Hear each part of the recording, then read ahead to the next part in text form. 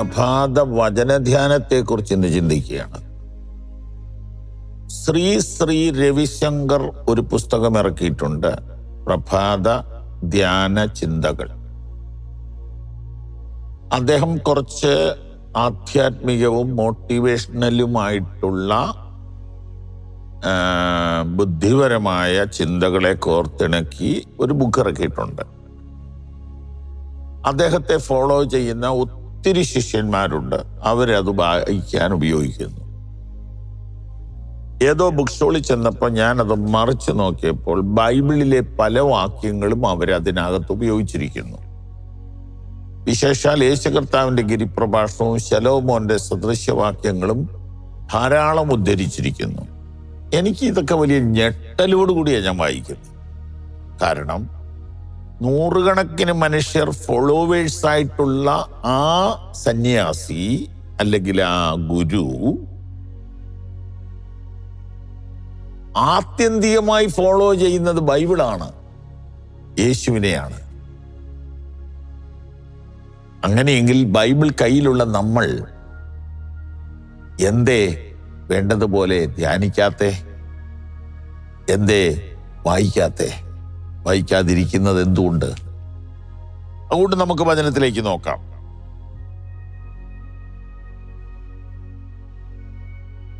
ഞാൻ ഉദയത്തിന് മുമ്പേ എഴുന്നേറ്റ് പ്രാർത്ഥിക്കുന്നു, നിന്റെ വചനത്തിൽ ഞാൻ പ്രത്യാശ വയ്ക്കുന്നു. വാക്യം 148. തിരുവചനം ധ്യാനിക്കേണ്ടതിന് എൻ്റെ കണ്ണ് യാമങ്ങളെ നോക്കിക്കൊണ്ടിരിക്കുന്നു. തിരുവചനം ധ്യാനിക്കേണ്ടതിന് എൻ്റെ കണ്ണ് യാമങ്ങളെ നോക്കിക്കൊണ്ടിരിക്കുന്നു. My eyes stay open all night long. My eyes stay open all night long. രാത്രിയിലെല്ലാം ഞാനിങ്ങനെ എൻ്റെ കണ്ണ് തുറന്ന് പിടിച്ചിരിക്കുകയാണ്. I spend my time thinking about your promises. അവിടുത്തെ വാഗ്ദാനങ്ങൾ ധ്യാനിക്കേണ്ടതിന് രാത്രിയാമങ്ങളിൽ എൻ്റെ കണ്ണുകൾ തുറന്നു വെച്ചിരിക്കുന്നു. ഇത് എനിക്ക് അത്രത്തോളം പ്രാക്ടിക്കലായിട്ട് ഉണ്ട് എന്ന് ഞാൻ പറയുന്നില്ല. എനിക്ക് ഉറക്കം വന്നാൽ പിന്നെ ഉറങ്ങാതെ പറ്റില്ല. ഉറങ്ങിയില്ല പിന്നെ ഭയങ്കര ക്ഷീണം, തലകറക്കം, ഇങ്ങനെയൊക്കെ ഫീൽ ചെയ്യാറുണ്ട്. അതുകൊണ്ട് ഇപ്പോൾ കുറച്ചായിട്ട് മിനിമം 5-8 മണിക്കൂർ ഉറങ്ങണമെന്ന് ഡോക്ടേഴ്സ് നിർദ്ദേശിച്ചിട്ടുണ്ട്.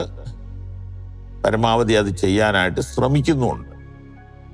ഒത്തിരി ദൂരയാത്രകളും രാത്രി വൈകിയുള്ള കിടപ്പും കൊണ്ട് ഉറക്കത്തിന് പലയിടത്തും കേടുവരുന്നുണ്ട്. പകലെങ്ങാനും ഒരു സമയം കിട്ടുമ്പോൾ ഒന്ന് ഉറങ്ങാൻ നോക്കും. ചില ദിവസം ഉറങ്ങാൻ നോക്കുമ്പോൾ ഉറങ്ങാനിട്ട് പറ്റുകയുമില്ല. എന്തോ ഓരോരോ തടസ്സങ്ങൾ. എന്നാൽ ഇങ്ങനെയൊക്കെ ആണെങ്കിലും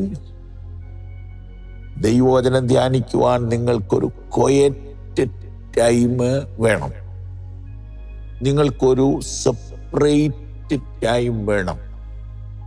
നിങ്ങൾക്കൊരു പ്രൈം ടൈം വേണം. നിങ്ങൾക്കൊരു ക്വാളിറ്റി ടൈം വേണം. ടെലിവിഷൻ ചാനലുകളിൽ പ്രോഗ്രാം ചെയ്യാൻ വേണ്ടി ഞാൻ എൻ്റെ സുഹൃത്തുക്കളെ കൊണ്ട് ഒരു അന്വേഷണം നടത്തി. അവർ ഇങ്ങോട്ട് ചോദിക്കുന്നു, പ്രൈം ടൈമിൽ വേണോ സാധാ ടൈമിൽ മതിയോ? അപ്പോൾ ഞാൻ അന്വേഷിച്ചു, ഏതാണ് ഈ പ്രൈം ടൈം? വൈകുന്നേരം 7 മുതൽ 8:30 വരെയുള്ള സമയമാണ് അവരുടെ പ്രൈം ടൈം. മാക്സിമം 9. എല്ലാവരും തൊഴിലിടങ്ങളിൽ നിന്ന് വീട്ടിൽ വന്ന് കുടുംബമായിട്ട് TV ഓൺ ചെയ്യുന്ന ഒരു സമയമാണത്, പ്രൈം ടൈം. ആ സമയത്തൊരു എപ്പിസോഡ് വേണമെങ്കിൽ 40,000 രൂപ കൊടുക്കണം. 25 മിനിറ്റ് മാത്രമുള്ള ഒരു എപ്പിസോഡ്, ഒരു പ്രസംഗം. അതിനുള്ള പണമില്ലാത്തതുകൊണ്ട് ഞങ്ങളത് വേണ്ടെന്ന് വെച്ചു. പിന്നെ 10-ന് ശേഷമുള്ള രാത്രിയിലത്തെ സമയമാണെങ്കിൽ 5,000 രൂപ 10,000 രൂപയൊക്കെ കുറച്ച് കിട്ടും. പിന്നെ 4 മണിക്ക് 5 മണിക്ക് 3 മണിക്ക് 2 മണിക്കൊക്കെ ഉച്ചയ്ക്ക് ആണെങ്കിൽ വീണ്ടും കുറയും. അങ്ങനെ ഇരിക്കുമ്പോഴാണ് പവർ വിഷൻ എന്ന ഈ ചാനലിനെ ദൈവം തുറന്ന് തന്നത്. ഞങ്ങൾ ആരും പേയ്മെന്റ് കൊടുത്തിട്ടല്ല ഇത് ചെയ്യുന്നത്.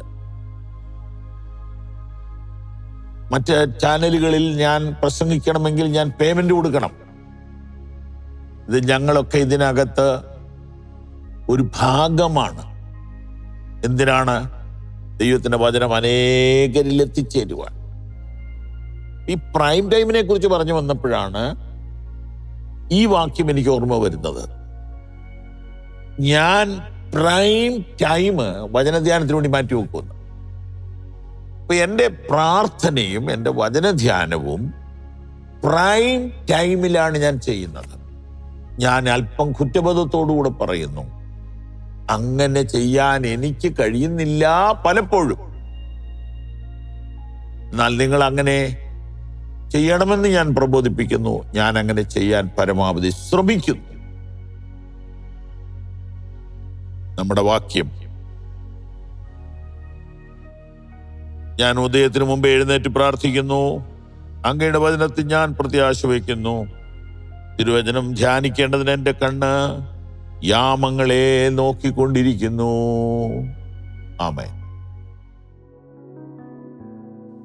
ഈ സന്ദേശങ്ങൾ നിങ്ങൾക്ക് തുടർച്ചയായി ലഭിക്കുവാൻ പവർ വിഷൻ ടിവിയുടെ സാമൂഹിക മാധ്യമങ്ങൾ സന്ദർശിക്കുക.